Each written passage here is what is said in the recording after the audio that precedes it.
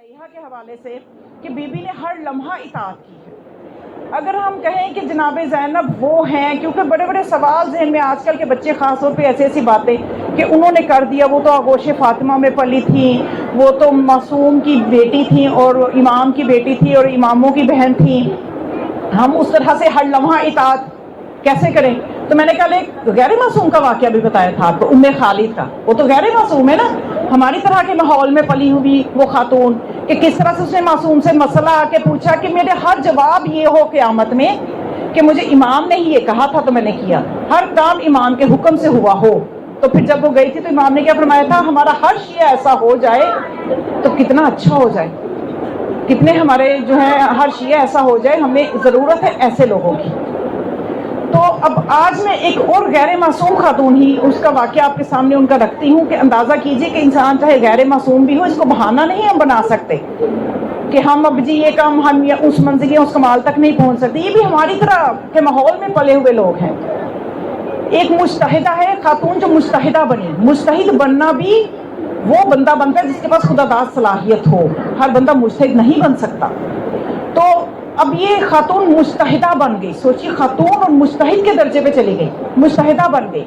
جب خاتون مجتہدہ بنتی ہے تو اس کو تقلید کی ضرورت نہیں ہوتی، باقی سب کو تقلید کی ضرورت ہے اپنے مسائل صحیح طرح سے اپنی عبادات کو بجا لانے کے لیے۔ تو اب جب یہ کیا نام ہے ان کا؟ بانو امین اصفہانی، اور یہ عرفان کی بھی اتنی منزلیں اس خاتون نے طے کی، 90 سال کی عمر 95 سال کی عمر میں انتقال ہوا ان کا، اصفہان کی رہنے والی تھی، اور یہ وہ واحد خاتون ہے جنہوں نے پوری قرآن کی تفسیر لکھی۔ اور خواتین نے کچھ صورتوں کی تفسیر لکھی، کچھ آیتوں کی تفسیر، لیکن یہ وہ خاتون ہے کہ پورے قرآن کی تفسیر لکھی اور عرفان کی منزلیں طے کی تھی اس خاتون نے۔ عارف باللہ جو لوگ ہو جاتے ہیں نا، عرفان کی منزلیں طے کرتے ہیں۔ کہ یہ خاتون ایک دفعہ اپنی ایک طالبہ تھی ان کی، وہ بیمار ہو گئی، ان کی عیادت کے لیے یہ گئی، بانو امین اصفہانی عیادت کے لیے گئی۔ تو طالبہ کا ہوتا ہے نا، بیمار کی عیادت کے لیے جاؤ تو اس کی پیشانی پہ یا ہاتھ پہ ہاتھ رکھ کے 7 مرتبہ سورۃ فاتحہ پڑھو۔ تو وہ ان کی شاگردہ کہتی ہے کہ جب یہ میری استاد آئی، انہوں نے میری پیشانی پہ ہاتھ رکھ کے جب سورۃ فاتحہ پڑھنا شروع کی تو ہمارے صحن کے درختوں میں سے فاتحہ کی آوازیں آ رہی تھی۔ وہ ان کے ساتھ فاتحہ پڑھ رہے تھے، عرفان کی اس منزل پہ تھی، اور یہ منزلیں آسانی سے نہیں ملتی۔ کہ بتایا جاتا ہے کہ ان کے گھر 9 اولادیں ہوئی، لیکن کسی نہ کسی بیماری کی وجہ سے فوت ہوتی گئی، ایک اولاد صرف باقی بچی۔ تو ان کے گھر بچے کی وفات ہوئی تو جو استاد انہیں پڑھانے آتے تھے انہوں نے چھٹی کر لی کہ اتنا بڑا سانحہ گھر میں ہو چکا ہے۔ تو انہوں نے اگلے دن استاد سے کہا آپ کل کیوں نہیں آئے، بلکہ اپنے ملازم کو بھیجا کہ انہیں کہو کہ کل ضرور آ جائے۔ آج انہوں نے کیوں نہیں وہ آئے؟ تو جب وہ آئے تو انہوں نے کہا میں اس لیے نہیں آیا کہ آپ کے گھر میں اتنا بڑا سانحہ تھا۔ کہہ رہی کہ سانحہ تو ہو گیا، میں اپنا ایک دن ضائع کیوں کروں علم کے بغیر۔ یہ قوت ارادی یہ ہمارے زمانے کے امام کو بھی چاہیے کہ ہم اپنے، کیونکہ انسان کی جو قیمت ہے اس کا ارادہ ہے۔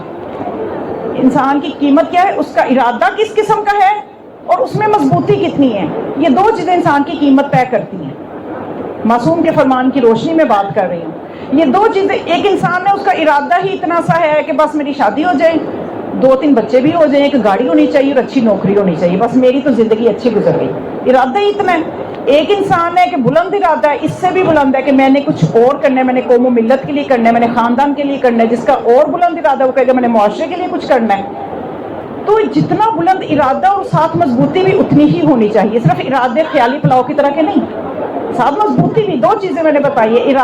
اگر ارادہ ہو اور اس کی مضبوطی نہ ہو، آپ یقین کیجئے اگر آپ نماز شب کے لیے 10 الارم لگائیں گے نا 5-5 منٹ کے وقفے سے، ساری بند کر کر کے سوتی جائیں گی۔ 5 منٹ کے بعد اگلا بجے گا، اسے بھی بند کیا سو گئے، 5 منٹ کے بعد اگلا۔ مضبوطی نہیں ہے نا، ارادے میں مضبوطی ہو تو جیسے بھی حالات ہوں۔ جناب زینب کبریٰ کے میں پھر ان کی سیرت سے بیان کروں گی کہ شامی غریبہ ہو اور بی بی نماز شب قضا نہ کرے۔ یہ وہ سیرت کا درس ہے جو ہم نے بی بی کی زندگی سے لینا ہے۔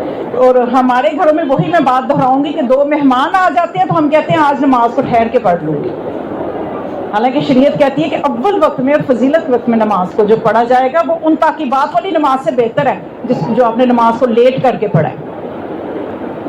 تو یہ اطاعت جو ہے اس کو ہم نے سمجھنا ہے کہ کس طرح سے، کہ غیر معصومہ ہے یہ امین اصفہانی، کتنے بڑے درجے پہ چلی جاتی ہیں، عرفان کی کتنی منزلیں ملتی ہیں، قرآن کی تفسیر لکھتی ہیں، لیکن وہ ارادے کی مضبوطی کی وجہ سے ہی سارا ہوتا ہے۔ تو جب ہم یہ مان لیں، یہ یقین رکھیں کہ ہمارے جو بھی مقام ہے، ہمارا ظاہری مقام، ہمارا باطنی مقام، ایک ہمارا ظاہری مقام ہے نا کہ کچھ لوگوں کو ہم دیکھتے ہیں جی نمازیں بہت پڑھتے ہیں، مجالس میں بہت جاتے ہیں، ان کے اندر کیا چل رہا ہے کہ ایک خاتون 10 جگہ مجلس پہ نظر آئے، پتہ نہیں اس کا مقصد کیا ہے، تبرک اکٹھا کرنا مقصد ہے یا کہ جگہ جگہ اس کا تشنگی نہیں دور ہو رہی کہ میں ایک اور جگہ جا کے بیوی کو پرسا دوں، ایک اور جگہ جا کے اور سیکھوں، یہ ہم نہیں جانتے۔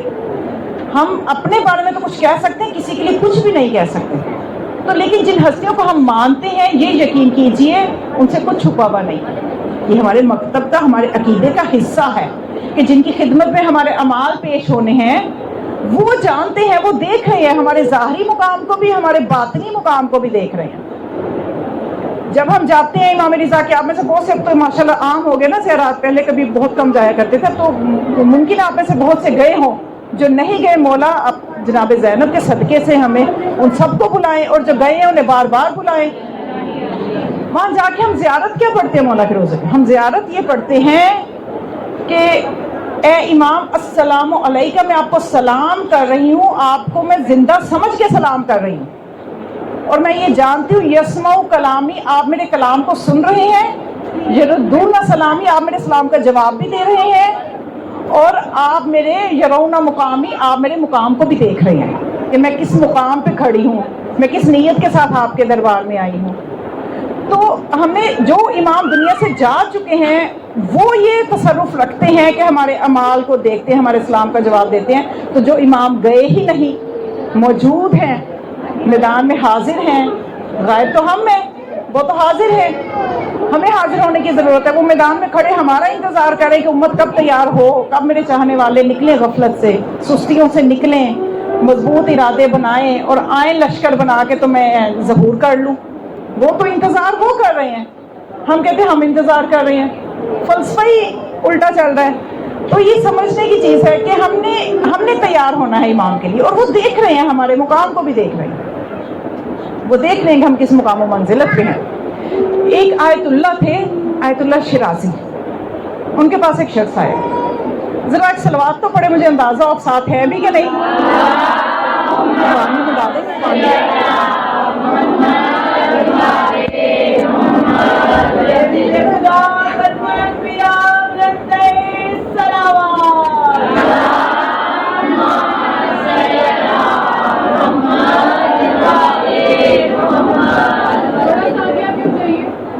تھوڑا آگے تشریف لے ہیں۔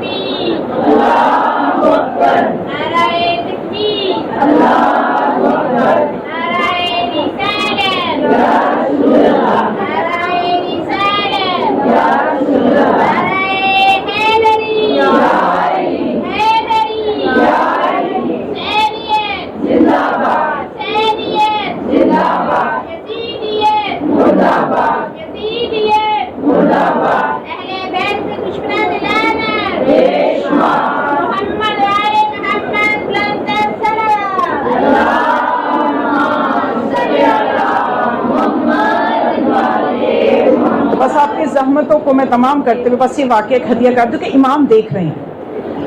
وہ آیت اللہ شرازی جو ہے، ان کے پاس ایک شخص آیا، کہنے لگا میں گھر سے نکلا تھا، مشہد جانا تھا امام رضا علیہ السلام کی زیارت کے لیے، زیادہ راہ ختم ہو گیا، اور مجھے امام زمانہ علیہ السلام نے یہ فرمایا کہ میں آپ کے پاس آ جاؤں، آپ سے مدد طلب کروں۔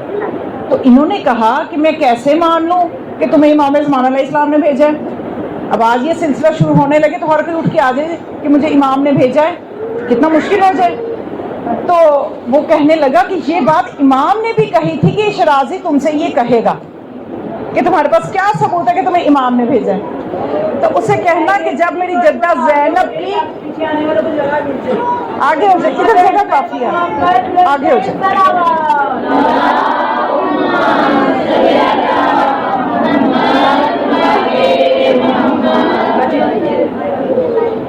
صلوات پڑھیں اپنی اپنی توجہ کے لیے۔